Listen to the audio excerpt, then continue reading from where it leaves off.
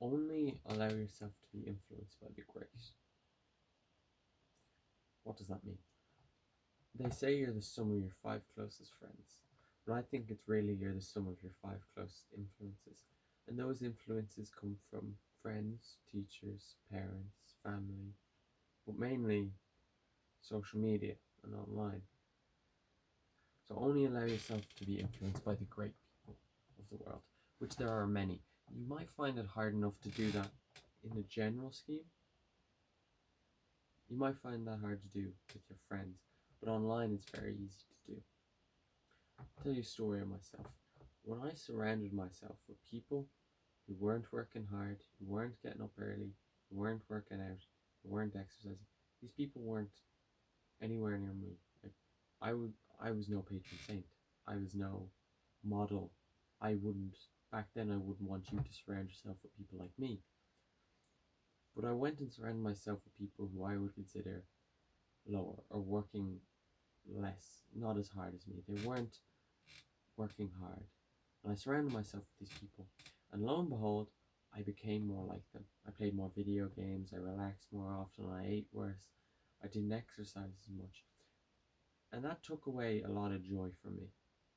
This was something that I liked working hard, and I stopped doing it because it was the influence. So something that you like to do, something you enjoy doing, something you gain benefits from doing, can be taken away from you because you've surrounded yourself with people who don't like that. You fall to the level of the people around you, not your aspirations. James Clear says, you fall to the level of your systems, you don't rise to the height of your goals. And I think you fall again to the level of your influences. So you want to keep positive influences. You want to keep great influences. Now, you don't have to become like a person. You might go, great influences. I don't want to be like any of these people. You might look at Hamza and go, yeah, I like Hamza. He's got some great characteristics, but I don't want to become Hamza. I amn't him. You might look at me and go, yeah, he's working hard enough, but I don't really like him. His hair's a bit funny. I don't want to be like him. I don't want to be him because I am not him. So you can take a characteristic of someone, take a characteristics of someone you admire. Someone like Alex Hermosi, I really admire from his business aspect, but I really don't like his diet advice, and that is more than okay. That is better than okay, because we don't want to be this other person. You want to be take the great parts from them and give it to yourself. So Alex Hermosi, I really like his work ethic, so I take that. I take his advice on business. I take his advice in sales. I take all this advice because I really like it. But his diet advice I push to the side. And that's okay. Now, Hamza is someone who I let have a very big influence on me for a very long time. And that's okay. But the things Hamza likes are not the same as me. I like Alex Hermosi because he talks about sales, he talks about business. I like Layla Hermosi because she talks about business. I love business. And Hamza, he talked more about relationships, personal development, things that I do want to improve on, but I don't want to make up the entirety of myself. So don't let a minor part of your character hold a major influence. Because when that happens, you'll find yourself really out of tune and unhappy, and you can find yourself not working because it's like, Hamza tells me I need to do these, or take anyone. You go, oh, to become more like Hamza, but I don't want to become like. I want to take things that I admire from and take it on my own journey. But you don't want to be him. So I told you, when I had negative influences, I became more like them. But now I have more positive influences. I watch more positive videos. I watch Layla Hermosi, Alex Hermosi. I watch these self-improvement YouTubers. I watch these business YouTubers. And I've touched on the topic of dopamine detoxing, and I've touched on the topic of who owns your thoughts, what's your mind do. And this is where I'm going to go and say how detrimental social media can be. Short form content I believe to be the most detrimental because it's where you become an average person. And you might go, well, that's fucking harsh. You're not very much above average yourself. So what are you talking about? I mean, you think like an average person. You think like a person who doesn't care about self improvement, but you do. But because you watch these things, you don't think like it. You don't. I said who owns your thoughts, but you don't even have your own brain. I'll tell you something. For years when I was younger, I had this brain which I loved. It was very good. And this is not to say I became a gobshite after it, but beforehand, I would think these ideas, I would think in ways, I would think in patterns, I have these aspirations, I lived this life, and everything was my thoughts, my purpose, what I was doing, intertwined with myself, and I was happy for a good while. But then social media came along and it kind of split. So what I wanted and what my brain wanted, my true brain wanted, went in the same pattern. But my brain, my new one that social media gave me, because social media wants you to think a certain way and they make you think that way. So they took me a different way, a way I didn't like. Now, I didn't become depressed after this, because it might have seemed like that, but I lost a lot of time on progress. And only recently have I noticed that I've gotten that mind back. And you might go, okay, well, what's the difference with this mind? With my previous mind, I said, oh yeah, I want to be successful. I was an entrepreneur. But my mind currently is an entrepreneur. I know I'm going to be the best. I know that I work hard. I know that I will be great if I can do it. That's in my mind now, because this is my true mind. So what's your true mind?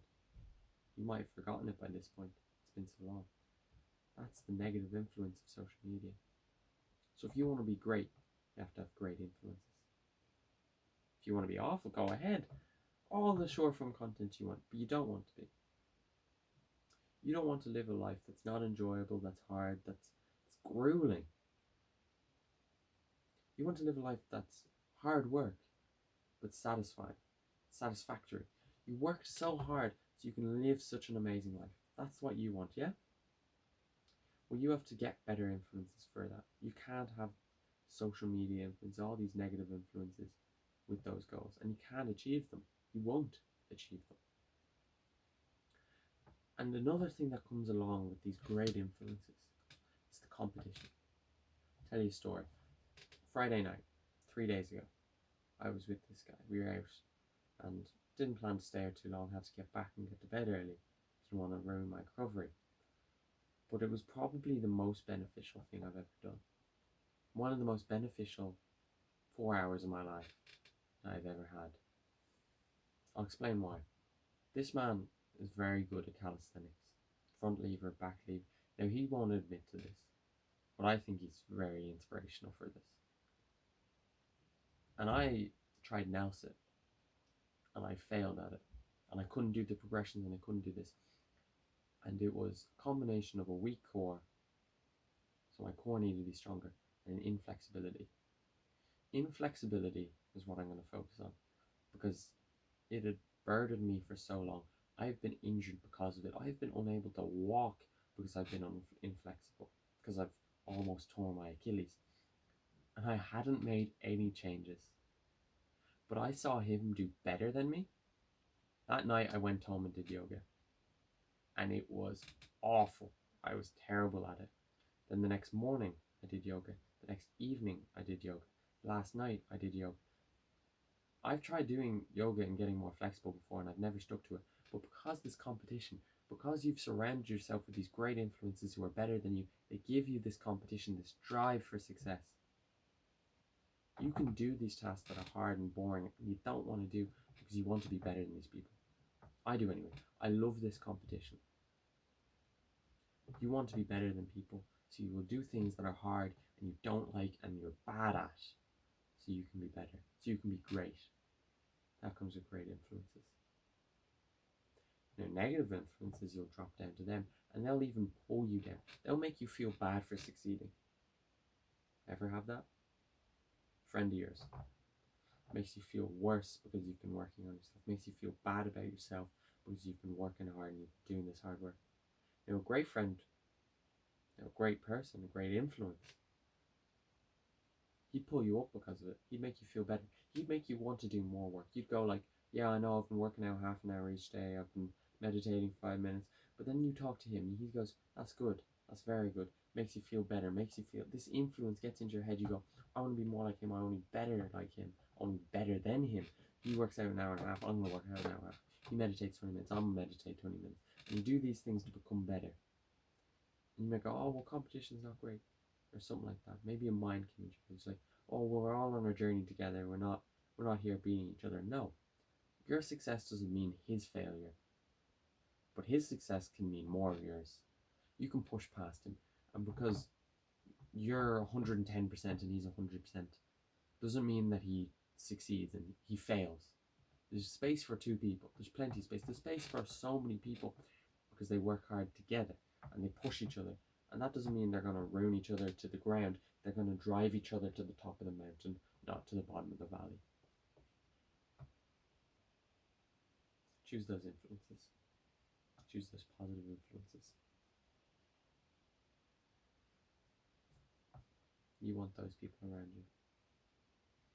And someone who's not a good influence, who's not a good friend, is someone who's not wanting you to succeed. Someone who doesn't go, this person who pulls you down. Number two would be someone who tries to make you worse. They try to make you worse. Like, come out, stay a bit later, eat this junk food. Don't worry, it won't mess up your diet. They try to undermine your success. Someone who tries to make you emotional. Someone who doesn't make you think with logic. Try to get you angry, maybe. Try to get you sad. Make you not think properly, like, this is my goal, this is what I need to achieve. That's what you think logically, but they try to make you think emotionally. That's a bad influence. And someone who takes you away from your purpose, your main goal, your mission, your drive, the thing you want to achieve with all your might. They take you away from that. That's a bad influence. Surround yourself with great influences and you can become great. You'll take their knowledge, you'll take their drive, you'll get all that from them. They'll lose nothing, they'll only grow with you. The competition will benefit them. Get a great influence. Find the people you want.